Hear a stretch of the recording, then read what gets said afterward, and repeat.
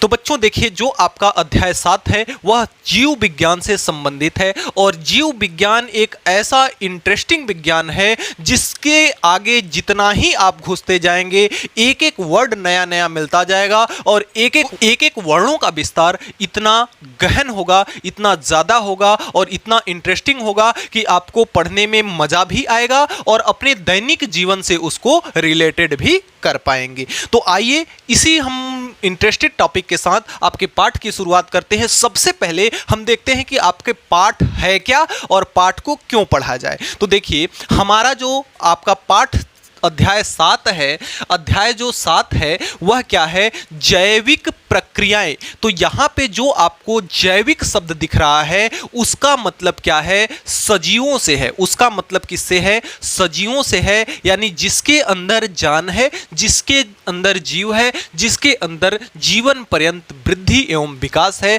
वही क्या है, सजीव हैं। तो जैविक का मतलब यहाँ सजीवों से है। प्रक्रियाएं का मतलब होता है होने वाली। प्रक्रिया का मतलब होता है होने वाली, यानी कि होने वाली क्रिया।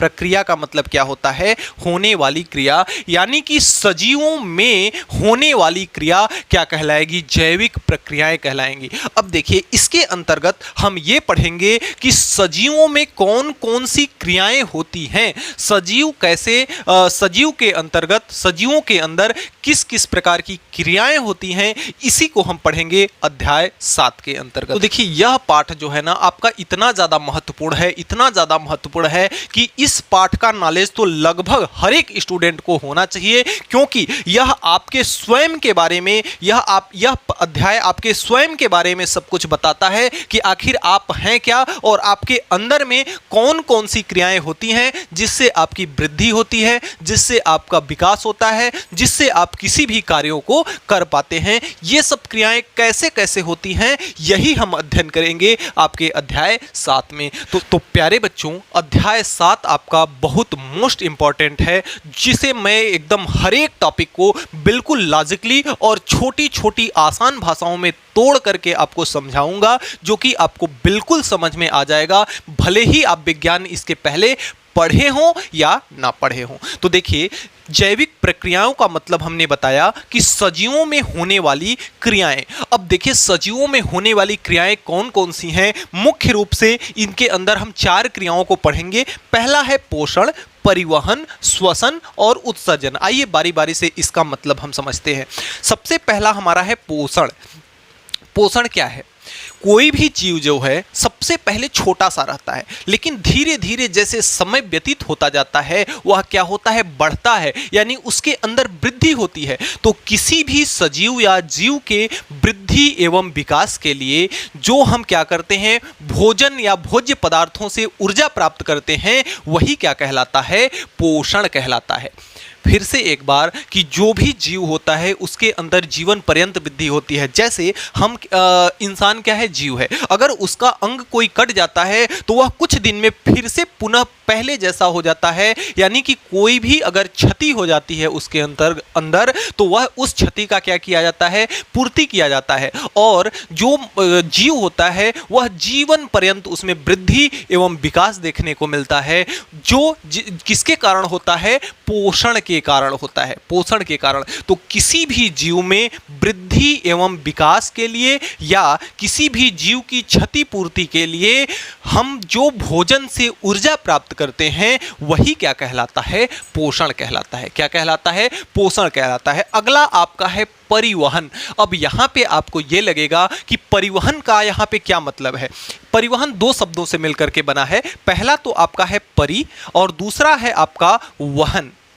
2 शब्दों से मिलकर के बना है। सबसे पहले मैं पोषण की परिभाषा यहां लिख दूं ताकि आपको नोट्स बनाने में कोई भी समस्या ना हो।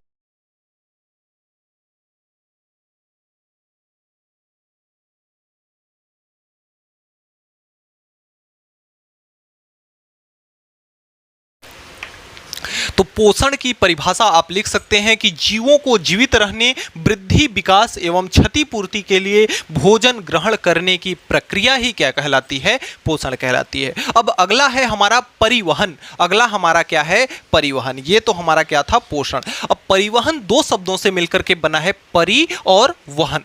परि का मतलब होता है पार। परि का मतलब क्या होता है? पार, यानी इस पार से उस पार। वहन का मतलब होता है ले जाना, ले जाना। यानी कि अगर इन दोनों का अगर हम एक दूसरे में सम्मिलित करें तो यानी इसका मतलब हो जाएगा पार ले जाना, यानी कि पार ले जाना, इस पार से उस पार ले जाना। जैसे देखिए, आप जो आपकी गांव में, आपके शहरों में, आपके सिटी में जो भी बसें चलती हैं उसे हम कहते हैं परिवहन विभाग। जो भी गाड़ियां चलती हैं, जो भी सवारी गाड़ियां चलती हैं या जो भी माल गाड़ियां चलती हैं उसे हम कहते हैं परिवहन विभाग। क्यों कहते हैं?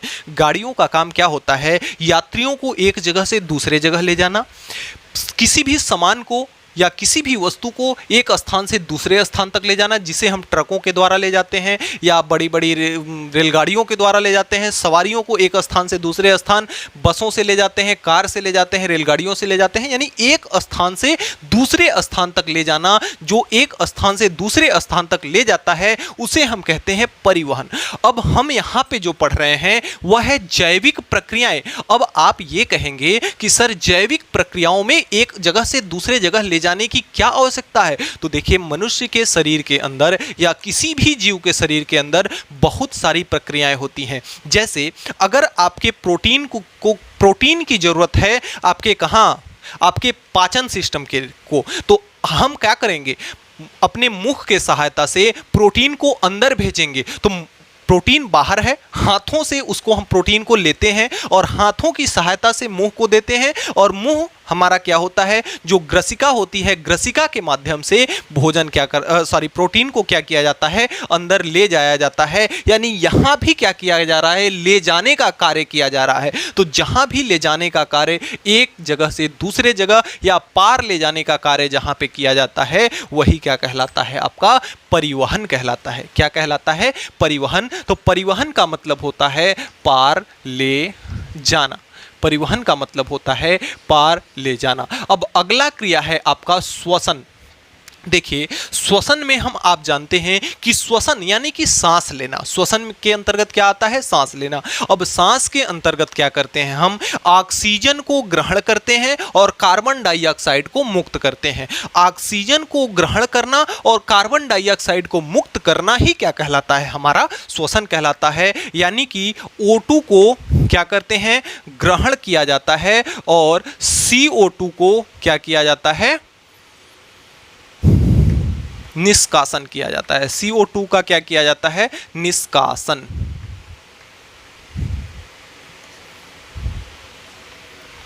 CO2 को हम छोड़ते हैं और O2 को यानी ऑक्सीजन को हम क्या करते हैं? ग्रहण करते हैं। ऑक्सीजन को ग्रहण करना और CO2 का निष्कासन करना क्या कहलाता है? आपका श्वसन कहलाता है। और श्वसन क्या करता है? श्वसन की क्रिया द्वारा हमारे शरीर के अंदर जो रासायनिक क्रियाएं होती हैं वह चलती हैं। इस पाठ के अंतर्गत सारे टॉपिक्स दिए हुए हैं। जैसे जैसे आता जाएगा मैं एक एक वर्ड की व्याख्या आपको विस्तृत ढंग से करता चला जाऊंगा। तो फिलहाल श्वसन का मतलब आप यहां ये समझिए कि ऑक्सीजन को ग्रहण करना और CO2 का निष्कासन करना, CO2 को निष्कासित करना। उत्सर्जन।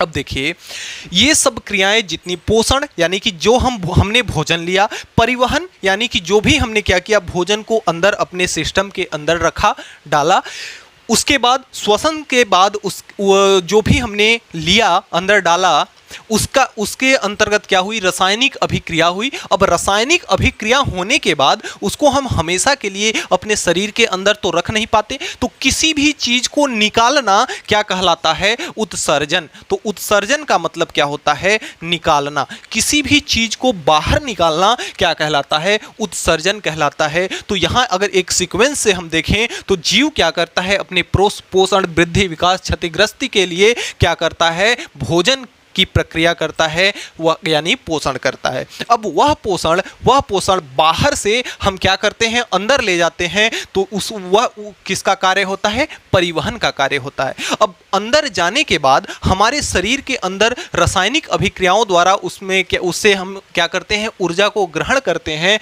वह क्या कहलाता है, श्वसन का कार्य करता है। और जब सारी क्रियाएं पूरी हो जाती हैं तो हम अपशिष्टों को क्या करते हैं, बाहर निकाल देते हैं, जो कि क्या कहलाता है, उत्सर्जन कहलाता है। तो बच्चों इस प्रकार से हम आपके पाठ के मतलब को तो बच्चों हमने आपके पाठ के मतलब को, आपके पाठ के अर्थ को, आपके पाठ के परिभाषा को समझा। अब हमारा जो नेक्स्ट टॉपिक है वह है इस पाठ की भूमिका, यानी कि हमारे दैनिक जीवन में इस पाठ की भूमिका क्या है, इस पाठ को हम अपने दैनिक जीवन से रिलेटेड कैसे कर सकते हैं। तो देखिए, हम जानते हैं कि सभी जीवों के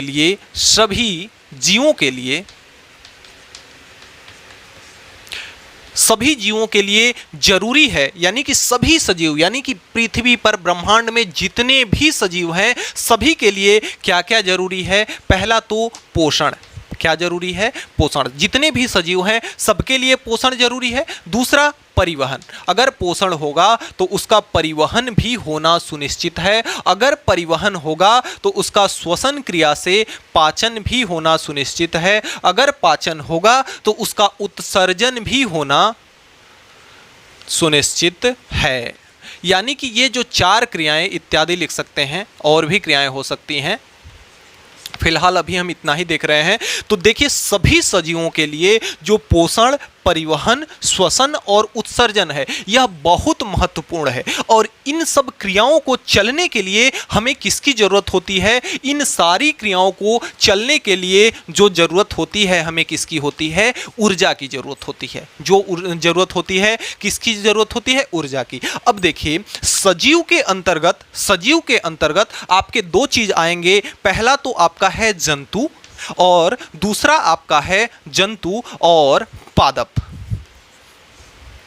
सजीवों के हमने देखिए, फिर से समझिए, हमने क्या कहा कि जितने भी सजीव हैं उनमें कुछ क्रियाएं ऐसी हैं जो कि एकदम होना ही होना है, बिना इन क्रियाओं से जीवन संभव नहीं है। क्या क्या, पोषण, परिवहन, श्वसन और उत्सर्जन। ये जो क्रियाएं हैं, इत्यादि जो क्रियाएं हैं, सभी प्रकार के जीवों में होना तय है। और इन क्रियाओं को होने के लिए किसकी आवश्यकता होती है, ऊर्जा की आवश्यकता होती है। किसकी आवश्यकता होती है, ऊर्जा की। अब देखिए, सजीव कौन कौन होते हैं, एक तो सारे जंतु सजीव होते हैं, और दूसरे सारे पौधे, पेड़ पौधे, वनस्पतियां किसके अंतर्गत आते हैं, पादप के अंतर्गत आते हैं। तो ये सजीव हैं।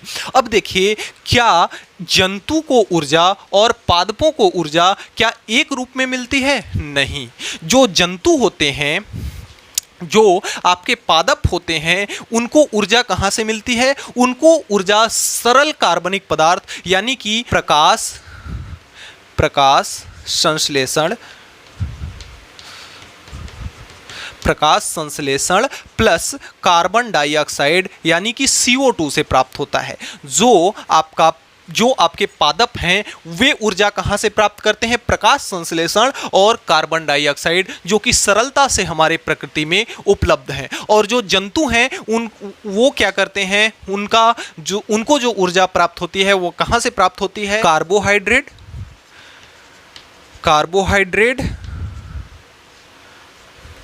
वसा, प्रोटीन इत्यादि से प्राप्त होती है, जो कि अत्यंत जटिल पदार्थ हैं। ये जो हैं अत्यंत सरल पदार्थ हैं। तो पादपों को जो ऊर्जा मिलती है वह कहां से मिलती है, प्रकाश संश्लेषण और CO2 से मिलती है, जो कि अत्यंत सरलता से हमारे प्राकृतिक में मिल जाते हैं। और जो जंतु होते हैं उनको जो ऊर्जा है वह कार्बोहाइड्रेट, वसा, प्रोटीन इत्यादि से प्राप्त करते हैं। इत्यादि से ये क्या करते हैं, ऊर्जा प्राप्त करते हैं। ठीक है। अब देखिए, ये जब जंतु या पादप जब इनके द्वारा ऊर्जा को प्राप्त करते हैं तो उनके अंदर क्या होता है, उनके अंग तंत्रों का विकास होता है। उनके क्या होता है, अंग तंत्रों का विकास होता है। तो यहां से क्या होता है, अंग तंत्रों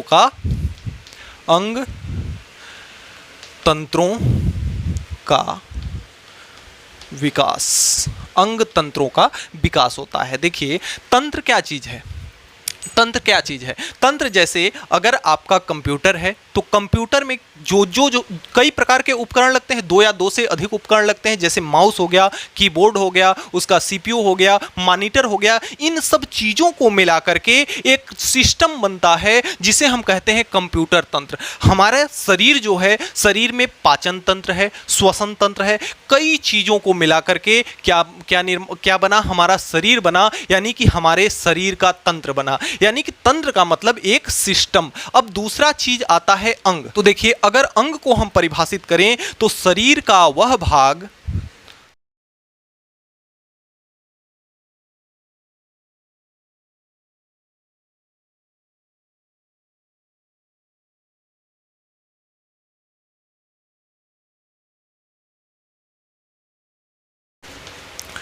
देखिए शरीर का वह भाग जो किसी कार्य को करने के लिए 2 या 2 से अधिक प्रकार के ऊतकों से मिलकर के बना होता है। अब देखिए ऊतक क्या, मैंने आपको बताया कि बायोलॉजी के अंतर्गत, आपके जीव विज्ञान के अंतर्गत एक से एक नए शब्द आएंगे, एक ही शब्द का मतलब बहुत व्यापक होगा। तो यहां हमने क्या कहा कि शरीर का वह भाग जो किसी भी कार्य को करने के लिए सक्षम होता है या बनाया जाता है, करने के लिए 2 या 2 से अधिक प्रकार के ऊतकों से मिलकर के बना होता है, अंग कहलाता है। अब देखिए ऊतक क्या चीज होता है? जैसे हाथ, किसी भी कार्य को यहाँ पे किसी भी कार्य का मतलब क्या हुआ? जैसे हम लिख रहे हैं तो किसकी सहायता से लिख रहे हैं? अपने हाथों की सहायता से। अब हाथ हमारे किससे बने हुए हैं? ऊतकों से मिलकर के बने हुए हैं। किससे मिलकर के बने हुए हैं? ऊतकों से मिल। ऊतक क्या है? जैसे हमारे हाथ के निर्माण में सबसे पहला चीज हड्डी है, ब्लड है, मांस है, पानी है, इत्यादि सब मिल करके, इन सारे चीजों ऊतकों से मिल करके हमारा क्या बना? अंग, एक हाथ बना,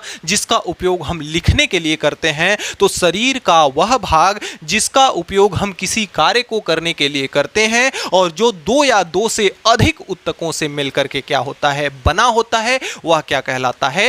अंग कहलाता है। कि भूमिका देखिए कैसी रही कि सभी जीवों के अंतर्गत इतनी क्रियाएं होती हैं जो कि कहां से प्राप्त होती हैं? ऊर्जा से। जो कि कहां से चलती हैं? ऊर्जा से। और ऊर्जा जंतु और पादपों यानी सजीवों में किस किस रूप में मिलती है? इस रूप में मिलती है और इस रूप में मिलती है। और इस रूप में जब सजीवों को ऊर्जा मिलती है तो उसके अंग तंत्रों का क्या होता है? विकास होता है। तो अंगों को हमने समझा, अंगों को समझा हमने, तंत्र को समझा कि तंत्र क्या होता है। अब देखिए जिस प्रकार से किसी घर के निर्माण के लिए सबसे पहले हमें क्या जरूरत होता है? ईंट की जरूरत होती है। किसकी जरूरत होती है? ईंट की। ईंट की सहायता से क्या बनता है?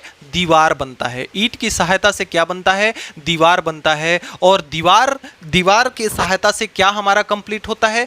कमरा। दीवार से हमारा क्या कंप्लीट होता है? कमरा। और कई कमरों को मिला दिया जाता है तो हमारा क्या बन जाता है? एक घर का निर्माण होता है। ठीक उसी प्रकार से शरीर की जो सबसे छोटी इकाई है वह क्या है?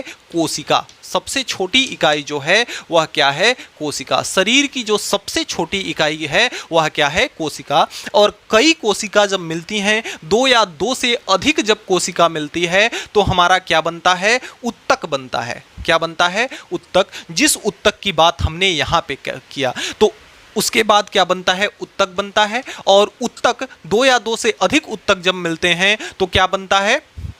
तब हमारा बनता है अंग बनता है। और कई अंग मिलकर के किसका निर्माण करते हैं? शरीर का निर्माण करते हैं। जिस प्रकार से कई ईंट मिलकर के दीवार बनाए, उसी प्रकार से कई कोशिका मिलकर के क्या बनाया? ऊतक बनाया। जिस प्रकार से 2 या 2 से अधिक दीवारें जब आपस में मिल जाती हैं तो एक कमरे का निर्माण होता है, उसी प्रकार से 2 या 2 से अधिक ऊतक एक में मिल जाते हैं तो क्या किसका निर्माण होता है? अंग का निर्माण होता है। और जब 2 या 2 से अधिक कमरे आपस में मिल जाते हैं तो हमारे एक घर का निर्माण होता है। ठीक उसी प्रकार से 2 या 2 से अधिक अंग मिल करके एक शरीर का क्या करते हैं? निर्माण करते हैं। तो शरीर की जो सबसे छोटी इकाई है वह क्या है? आपका कोशिका है। वह क्या है? आपका कोशिका है।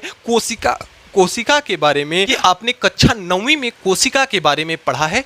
जो कोशिका आपकी होती है वह शरीर की सबसे छोटी इकाई मानी जाती है। जिस प्रकार से रसायन विज्ञान में परमाणु सबसे छोटा कण माना जाता है, परमाणु को अविभाज्य या सबसे छोटा कण माना जाता है, लेकिन फिर भी उसके अंतर्गत क्या रहता है? इलेक्ट्रॉन, प्रोटॉन और न्यूट्रॉन और उसके पास एक नाभिक होता है, ठीक उसी प्रकार से कोशिका को भी शरीर की सबसे छोटी इकाई मानी जाती है, लेकिन कोशिका में इलेक्ट्रॉन, प्रोटॉन, न्यूट्रॉन के जैसे कई सारे तत्व रहते हैं, जिसे हम क्या कहते हैं, कोशिका कहते हैं। अब कोशिका के बारे में आपने कक्षा 9वीं में पढ़ा है, लेकिन फिर भी मैं आपको कोशिका के बारे में आइए कुछ तथ्य बताता हूं जो कि आपको जानना अत्यंत जरूरी है।